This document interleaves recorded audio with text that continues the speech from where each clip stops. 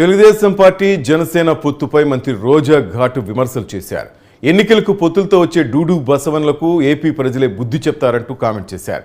అయితే నగర్ నుంచి తాను పోటీ చేస్తానని, టికెట్ ఇచ్చినా ఇవ్వకపోయినా జగనన్నకు తోడుగా ఉంటానని రోజా స్పష్టం చేశారు. ఇక 2024 ఎలక్షన్స్ తర్వాత చంద్రబాబు, లోకేష్, పవన్ కళ్యాణ్, షర్మిల్ను ఏపీ ప్రజలు ప్యాక్ చేస్తారని మంత్రి రోజా జోసిన్ చెప్పారు.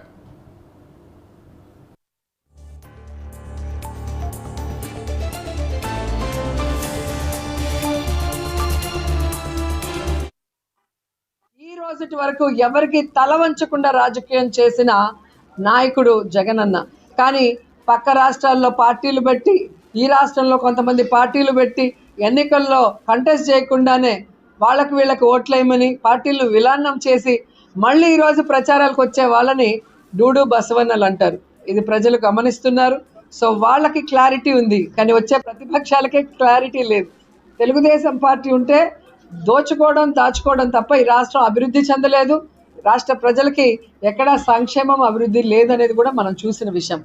ఎమ్మెల్సీలు కానీ, కార్పొరేషన్ చైర్మన్లు కానీ ఎంతోమందికి క్యాబినెట్ హోదాలు కూడా కల్పించింది మీరే చూశారు, మీ పేపర్లలో రాశారు. కాబట్టి ఈరోజు నాకు సీట్ ఇవ్వలేదు అంటే పార్టీ మీద దుమ్మెత్తిపోయటం అనేది కరెక్ట్ కాదు. ఎందుకంటే మనకి ఎమ్మెల్యే సీట్ ఇచ్చినప్పుడు కూడా ఎవరికో తీసేస్తేనే కదా మనకిస్తారు.